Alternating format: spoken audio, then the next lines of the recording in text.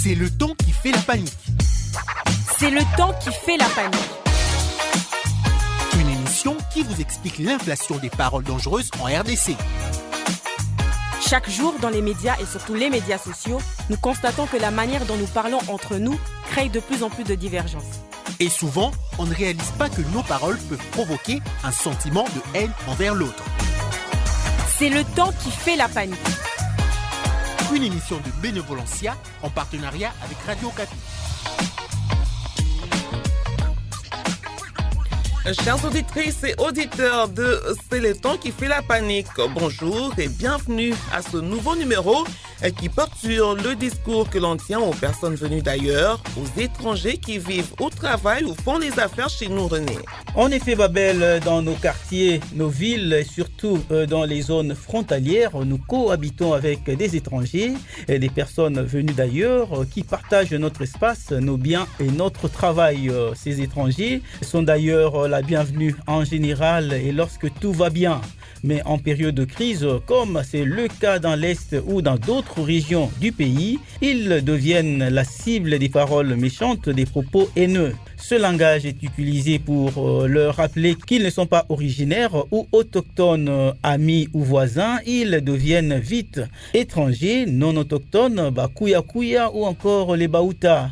On les accuse d'être complices ou responsables de l'insécurité, de la cherté de la vie. Ils pillent nos richesses, nos terres, notre travail et même nos femmes. Des travailleurs expatriés des organismes internationaux en sont souvent victimes. Et bref, Babel, les langages dangereux qui font des étrangers la cible des menaces, des attaques ou autres violences, notamment en période de tensions politiques, sociales ou autres. Alors, comment accueillir, cohabiter avec les étrangers sans adopter ce ton qui sème la panique? Comment les accueillir sans développer ces propos haineux, ce langage dangereux? Monsieur Jean Moreau Toubibou, animateur au groupe Jérémy, est en ligne avec nous depuis Bukavu. Bonjour, monsieur Jean Moreau Toubibou. Bonjour à tous et bonjour aux amis qui nous écoutent à pareil moment. Merci. Ici à Kinshasa, nous avons en ligne monsieur Christian Moleka, enseignant, chercheur et coordonnateur de la dynamique des politologues de la RDC. Bonjour monsieur Christian Moleka. Bonjour à vous madame et bonjour à mon co-débatteur à partir de Bukavu. Comme il est d'habitude dans ce magazine, nous allons suivre d'abord le premier extrait de notre feuilleton où des propos incitant à la méfiance envers des étrangers se propagent dans l'université.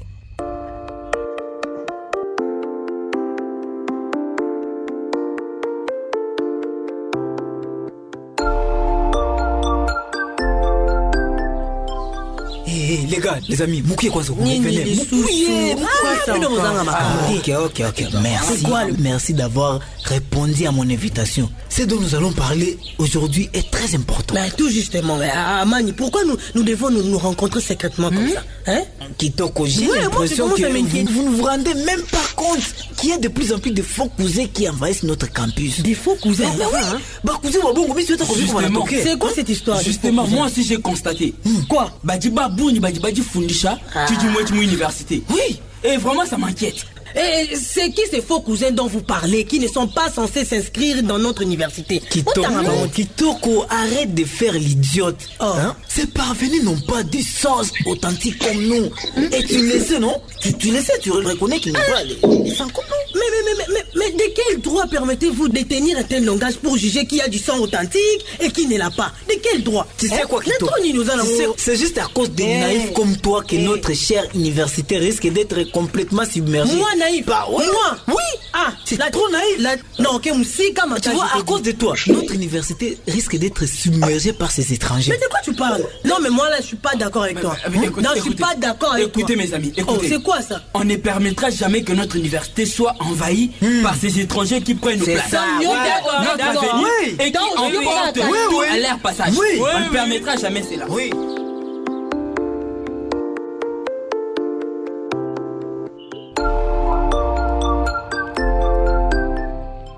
Les amis, on ne va pas permettre que ces étrangers nous envahissent, qu'ils prennent nos places, notre avenir et qu'ils emportent tout sur leur passage. Des accusations d'un étudiant envers des collègues dont il ignore les origines. N'est-ce pas des situations vécues dans nos sociétés où on utilise un langage hypocrite lorsque tout va bien? L'étranger est ton ami, un frère. Mais quand ça ne va pas, très vite on lui rappelle qu'il n'est pas la bienvenue. Monsieur Jean Moreau Toubibou, comment selon vous l'étranger est considéré? Comment est-il qualifié dans le contexte du conflit armé qui sévit dans l'est du pays, là où vous vous trouvez d'ailleurs, des qualificatifs pour les accuser par rapport à la crise sécuritaire? Voilà, c'est très simple, c'est ce qu'on appelle le syndrome du bouc émissaire. Et le bouc émissaire, ça veut dire que c'est lui le porte-malheur. À cause de lui, tout ne va plus dans la maison, même dans la famille. Ici, c'est dans une communauté, des étudiants à l'université. Mais aussi, ça peut se passer comme ça dans une famille. Et il y a un enfant qui vient peut-être du village, qui arrive là, et on dit que c'est lui le porte-malheur. Il est même envoûté, il porte de mauvais esprits. Et c'est ça qui arrive, l'étranger. Bon, il y a une expression ici chez nous, on dit Mugeni haoni mbalamwezi. Ça veut dire que l'étranger, lui, il ne voit rien de bon. C'est lui qui porte tous les malheurs qui arrivent à une communauté là où il a été accueilli. Le cas pour notre pays, c'est clair. Pourtant, ceux qui accusent les autres des étrangers ou que les étrangers sont la source des malheurs ne font rien pour changer la situation de la population. Et ce genre de discours n'arrive que juste quand il y a des échéances électorales. C'est à ce moment-là que nous constatons qu'on commence à accuser tel d'étranger, tel d'avoir épousé une femme qui n'est pas congolaise. Nous l'avons vu, c'est juste avant les élections qu'on a commencé à parler de pères et de mères des nationalités congolaises. On ressort, on déterre des expressions qui divisent, qui discriminent. Pourtant, ceux-là qui discriminent n'ont rien changé pendant depuis de temps, ce dont ils accusent les autres. On va les accuser d'insécurité ou les sources des misères. Pourtant, ils étaient aux commandes, ils étaient aux rênes, ils n'avaient rien changé. Puis tout d'un coup, pour cacher leur faiblesse, leur incapacité, leur mauvaise gestion, leur détournement, leur égoïsme, leur vision courte au profit de leurs intérêts personnels, ils accusent les autres. Voilà, oui. C'est très vite trouvé, le bouc émissaire, et c'est celui qui porte tous les malheurs. Oui, monsieur Jean Moreau Toubibou, est-ce qu'il y a des soubassements dans nos sociétés traditionnelles et dans notre histoire, des situations qui font que quand il y a quelque chose qui ne va pas, c'est l'étranger qu'on désigne comme coupable? Oui, bon, c'est dans nos communautés, même dans la communauté traditionnelle, et souvent, cette personne-là était sacrifiée, ça veut dire on doit soit l'excommunier, l'éloigner, ou même le tuer. Ça veut dire que, quand une communauté ne sait pas expliquer, quand une communauté ne voit pas ses propres faiblesses, ne sait pas aller au-delà, quand une communauté ne sait pas améliorer sa façon de se gérer, sa façon de vivre, souvent, quand on devient incapable de changer, on a vite recours à la personne ou à l'être le plus faible, ou même à un objet. On dira c'est cette rivière-là qui fait que nos enfants tombent malades. C'est ça, ce genre d'histoire. C'est ancré dans l'esprit des gens, des êtres humains. Quand à un moment donné, on ne sait plus s'expliquer le tout, on a recours et très vite trouver, c'est l'étranger. Oui, merci beaucoup, monsieur Jean Moreau Toubibou. L'étranger, donc, c'est le bouc émissaire, comme vous le disiez, ou encore le porte-malheur de la communauté. On va prendre monsieur Christian Moleka. Partant du fait que la RDC est une, mosaïque des tribus, cette mosaïque se répercute aussi sur la politique, où on a divergence des vues, plusieurs partis politiques. Est-ce qu'on peut dire que cette tendance de tenir à l'égard des étrangers des propos haineux, repoussants, se vit aussi dans les relations entre Congolais du fait de la différence des vues, des tribus, du fait de la différence des appartenances politiques, M. Moleka?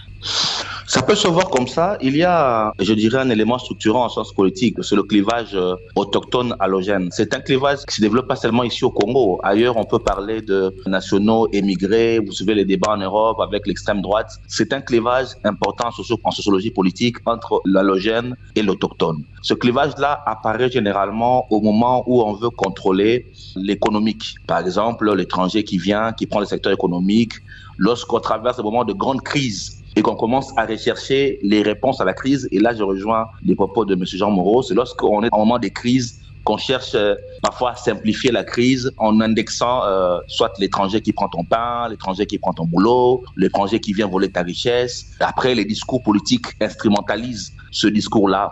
Maintenant, oui, chez nous, c'est également appuyé par le fait que nous avons une sorte de puzzle ethnique. Vous prenez par exemple, à l'époque coloniale, les Belges ont déplacé les communautés pour les implanter dans les zones industrielles ou les zones commerciales. Par exemple, le Haut-Katanga. On a déplacé les populations d'origine kassaïenne pour les orienter vers les zones minières et les implanter. Lorsque vous faites ce travail de déplacement, vous renforcez les clivages allogènes autochtones qui demain prendra des formes politiques avec l'élection de 58 et qui va nous amener aujourd'hui aux tensions que nous connaissons jusqu'aujourd'hui. Vous allez dans toutes les provinces, on a déplacé les populations, ceux qui suivent les questions de l'Est connaissent les missions de personnes Banyarwanda. Et donc, dans le cadre du Congo, ce travail colonial des déplacements de population a participé également à renforcer les clivages allogènes autochtones. Ceux qui suivent également l'histoire politique du Congo savent par exemple que le combat de l'indépendance a opposé les Balikolo, c'est-à-dire ceux qui étaient de l'Équateur, qui étaient à Kinshasa, contre les Bakongo qui étaient du Sud, et les deux leaders de l'époque, à savoir Kasavubu et Bolikango, qui se sont opposés à la présidentielle, sont représentatifs du courant des Balikolo, les Bangala et tout le reste, et les Bakongo qui étaient avec la Bako et Kasavubu.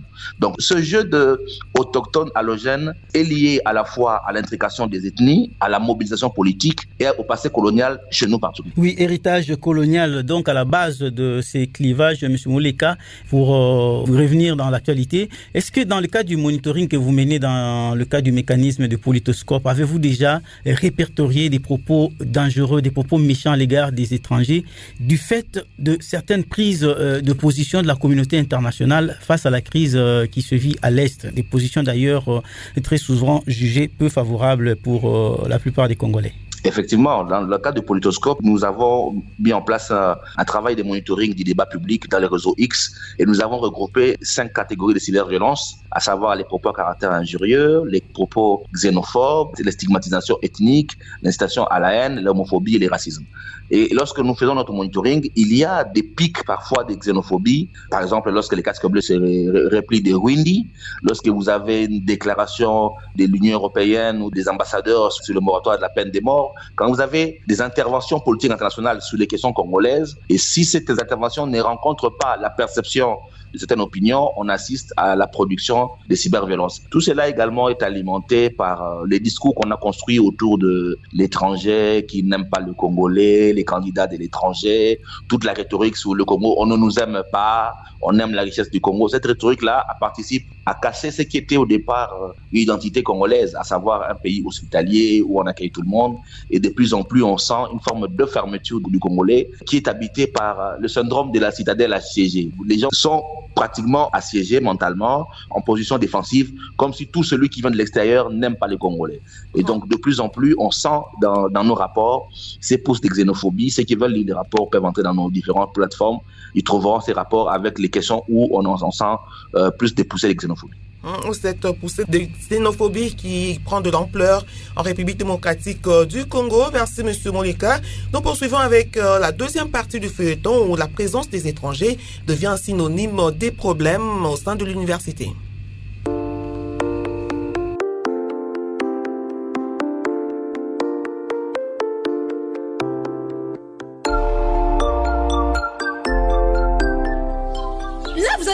Il n'y a pas de ce langage ici est intolérable. Donc pour vous, avoir une autre nationalité que la vôtre devient signe de méchanceté, c'est ça? Kitoko. Non, Kitoko, on voit. Il y a un adage de chez nous qui stipule que si tu vois plusieurs chauves-souris pendant la journée, c'est qu'il y a de quoi s'inquiéter. Oui, demande-lui pourquoi il y a de plus en plus de problèmes dans notre campus. Demande-lui. Mais le problème, il y en aura toujours quand même. N'est-ce pas à cause qu'on est envahi par ces étrangers? Attends, tu fais référence à ces deux ordinateurs qui ont été volés récemment au laboratoire? Voilà, on a fait comme job par ça. C'est ça. Vraiment.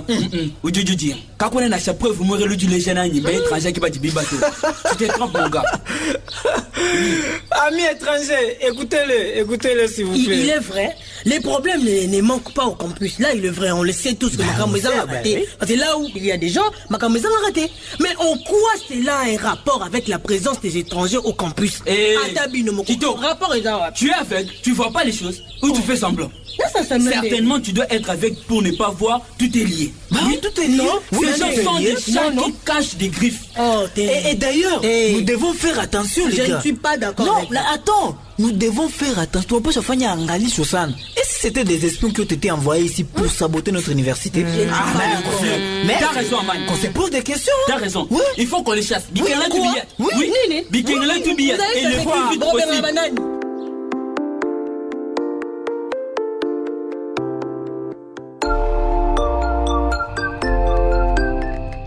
Des soupçons de vol, d'espionnage et même l'utilisation de mots d'animaux pour désigner le non-autochtone. Monsieur Toubibou, cet extrait fait penser justement aux événements qui se sont produits au campus de l'université de Lubumbashi. C'était dans les années 90 que des propos haineux, calomnieux, dénigrants continuent à être tenus par des Congolais envers des étrangers qui vivent ici en RDC ou encore entre Congolais venant des provinces différentes. Quel risque, quel danger pour la cohabitation dans un pays en crise? C'est un grand danger. D'ailleurs, quand on commence à prendre l'étranger comme étant une menace, et vous parlez de l'université de Lubumbashi, j'y ai vécu moi-même, j'ai évolué dans cette province, et j'étais heureux quand Moleka parlait de cette province-là, sur ce qui s'est passé réellement avec le temps colonial, puis avec ce qui était amené pour travailler pour la main-d'œuvre là-bas.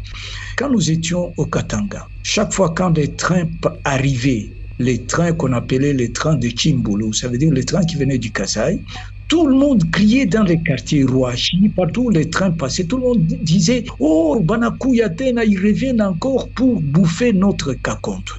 Tu vois, ça commence par là, et ce sont des signes. Alors tout le monde se disait, quand on voyait les Kasaïs, disait « Ils viennent manger notre bouffe, ils viennent prendre nos postes, nos travaux ».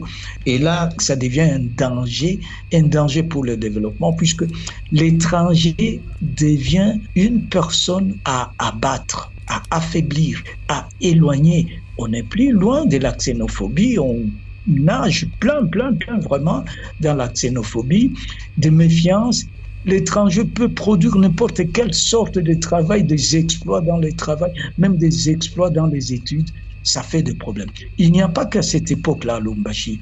Nous avons vécu avec le temps de Mobutu ce qu'on avait appelé les Matitimboka. Matitimboka, quand on a parlé des assassinats, des massacres au campus de Lubumbashi. C'était la même chose. Ça veut dire que l'étranger, ceux qui ne parlaient pas swahili, ceux qui n'étaient pas de ce côté-là, étaient pris pour des menaces, étaient pris pour des espions, étaient pris pour des éléments à la solde de celui qui vient menacer. Bon, c'était le pouvoir de Mobutu et on a pris ce pouvoir-là comme étant une menace contre les autres. Donc, vous voyez que l'étranger devient une cible facile à abattre. Ça devient, comme je le disais là, un bouc émissaire qui est source de malheur à tout ce qui se passe. Et là, la cohésion est brisée. Même la famille de l'étranger devient une menace.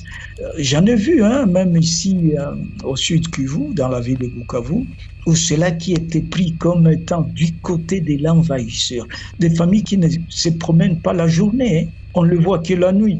Et là, ça fait des problèmes, des frustrations et même des méfiances qui peuvent même endurcir le cœur de l'étranger. Oui, merci beaucoup, M. Jean Moreau Toubibou. Donc, on va prendre aussi la réaction de M. Moleka par rapport au comportement des étudiants envers ces étrangers. M. Moleka, M. Jean Moreau Toubibou parlait de l'étranger en tant que personne à abattre, ce qui impacte aussi la cohésion, donc qui brise carrément la cohésion. Pour vous, quel est l'impact que ce langage peut avoir sur la confiance que les Congolais peuvent s'accorder les uns les autres, mais aussi comment ce langage peut influencer les relations entre la RDC et ses partenaires extérieurs, notamment comment ce langage est perçu ou ressenti par les expatriés. Mais déjà, en interne, ce langage-là détruit le vivre ensemble. Le vivre ensemble qui est le fondement même de la nation, de ce destin commun que nous appelons le Congo. Lorsqu'un Quinois peut venir à Bukavu et se sentir mal à l'aise, ça détruit les vivres ensemble. Lorsqu'à l'inverse, quelqu'un qui vient de Bukavu, de Butembo, vient à Kinshasa et se sent pas à l'aise, ça détruit les vivres ensemble. Ça nous pousse à nous enfermer dans le communautarisme. Ça veut dire, je suis à l'aise quand je suis avec mes propres frères. Je suis à l'aise quand je parle avec ma communauté. Et ce communautarisme-là, aujourd'hui, tout le monde le ressent. On sent de moins en moins les gens s'identifier à la patrie qu'à sa communauté. Et je suis mieux à l'aise, mieux structuré quand je reste travailler en communauté. Ce communautarisme-là détruit la nation, il détruit la cohésion nationale, il détruit les vivres ensemble. Et vis-à-vis de nos partenaires extérieurs, mais ça construit la méfiance de l'investisseur qui vient créer la richesse, puisqu'il vient avec son capital intellectuel ou immatériel, il vient avec son capital financier pour créer l'emploi. Et ça détruit la méfiance des partenaires qui voient en nous à la fois une menace existentielle, parce que lorsque vous construisez cette mobilisation de la peur est un ressort puissant. On a vu comment dans l'histoire de l'humanité, des gens mobilisaient la peur et utilisaient la peur comme un levier puissant. C'est un levier puissant de mobilisation, mais la peur ne construit pas. La peur finit par brûler. Et donc lorsque vous construisez un tel discours, même pour l'étranger, c'est une menace existentielle. Ça nous amène vers l'escalade de la violence et probablement vers la guerre. Ces discours donc, qui mènent vers la guerre, qui empêchent même le développement. Merci, Monsieur Moleka. Nous suivons ce troisième tableau de notre feuilleton avant de pouvoir conclure sur la façon dont nous pouvons éviter de propager ce type de langage dénigrant envers ceux que nous considérons comme étrangers. Suivons.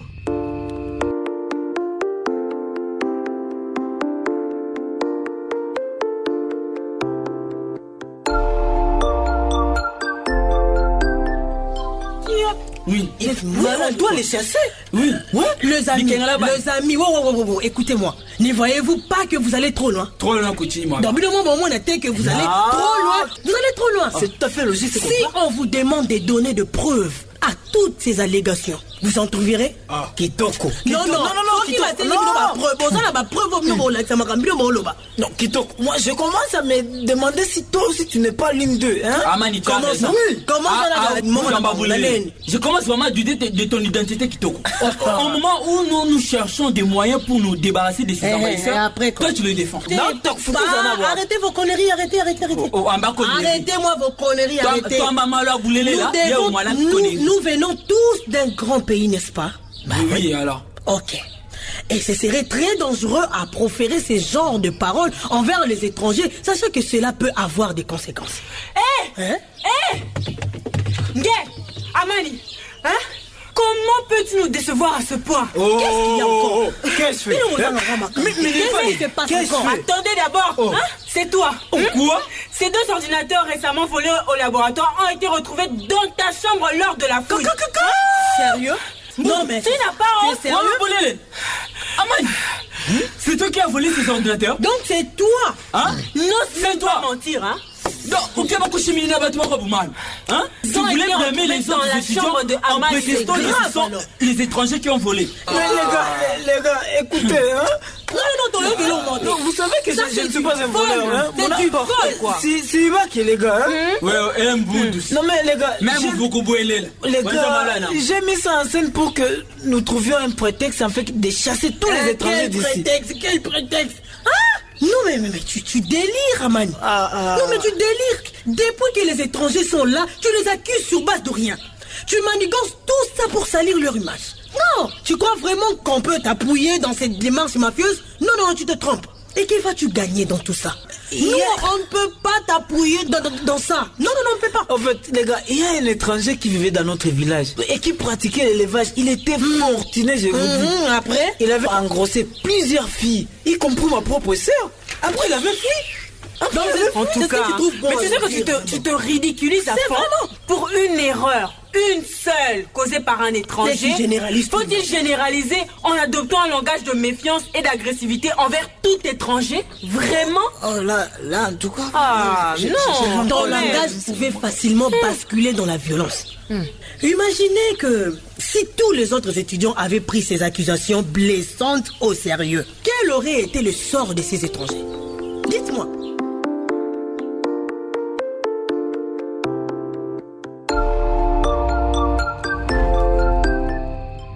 Arrêtez, nous venons d'un grand pays, c'est très dangereux de proférer ce genre de paroles envers les étrangers. Cela peut avoir des conséquences sur la cohabitation.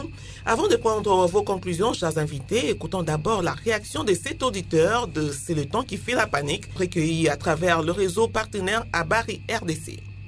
Bonjour, ici Abed Machoum en direct de Goma. Je tiens à rappeler à mes compatriotes congolais, en particulier aux habitants de Goma, qu'il est important de ne pas généraliser et de ne pas stigmatiser les étrangers. Tous les Rwandais ne sont pas affiliés aux M23 et tous les étrangers ne viennent pas chez nous pour piller nos ressources. Il est essentiel de traiter chaque individu avec respect et de ne pas succomber à la discrimination. Ensemble, nous pouvons construire un avenir meilleur basé sur la compréhension et la tolérance. Merci. Compréhension et tolérance envers les étrangers, recommande cet auditeur depuis Goma. Pour vous, Monsieur Moleka, que dire de l'appel de cet auditeur et de quelle manière justement on peut éviter d'en arriver à ce type de langage? Prêtez attention aux propos qu'on tient envers les étrangers, question de protéger le vivre ensemble, même lorsqu'à cause du contexte politique ou sécuritaire, les gens s'en prennent aux étrangers, Monsieur Moleka. Votre conclusion?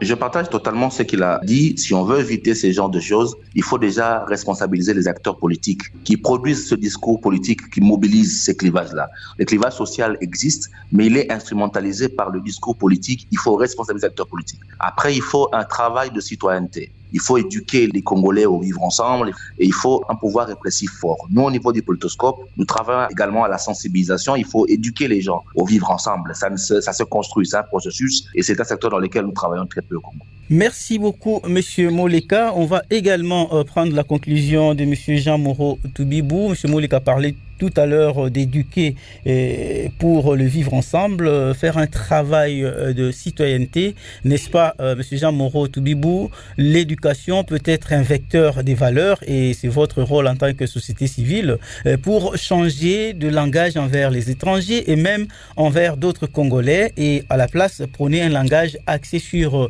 la compréhension et la tolérance dont parlait tout à l'heure notre ami Abed depuis Goma. Oui, je crois que l'éducation, c'est là la clé. C'est la clé, puisque nous devons éviter de généraliser.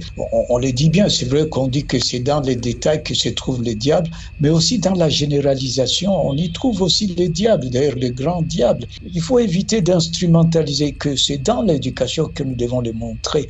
Quand je pense à une image qu'on nous avait montrée à partir d'une télévision française, un Ouest africain qui était sans papier. Il y avait un incendie dans un immeuble. Il avait sauvé une maman qui était là et un enfant. Il est passé au balcon au sacrifice de sa vie et il les a sauvés. Après, on lui a donné une médaille de nationalité. Il a été naturalisé français alors qu'il avait passé beaucoup d'années à attendre cette naturalisation. C'est pour montrer aussi qu'un étranger est capable des exploits. Et ce que nous devons savoir en éduquant, c'est de dire aux gens, c'est dans la diversité. Il y a de la richesse également. On ne doit pas y voir seulement un danger. Il y a de la richesse, il y a du bonheur, il y a de la beauté. Avec la symbiose de toutes ces cultures, de la contribution des étrangers pour construire un bien-être, un vivre ensemble. Merci, Monsieur Toubibou. L'éducation comme clé pour éviter le langage discriminant envers l'étranger. Notez aussi qu'il y a de la richesse dans la diversité.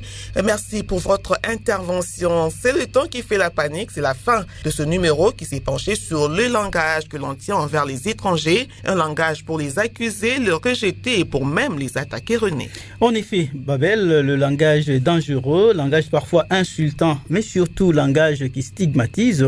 Il n'est pas de chez nous. Donc, il représente une menace. C'est la cause de nos souffrances, de nos conflits. Langage qui devrait laisser place à la tolérance et à la compréhension afin de promouvoir la cohésion et le vivre ensemble avec ceux venus d'ailleurs. C'est le temps qui fait la panique. Nous disons merci à Monsieur Christian Moleka, enseignant, chercheur et coordonnateur de la DIPOL, la dynamique des politologues de la RDC, et à Monsieur Jean Moreau Toubibou du groupe Jérémie depuis la ville de Bukavu.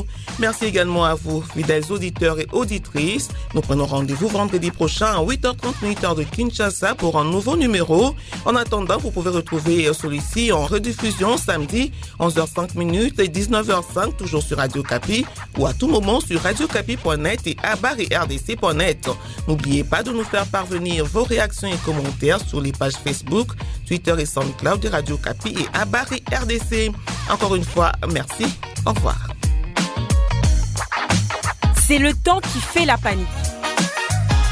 Une émission de Bénévolencia en partenariat avec Radio Okapi.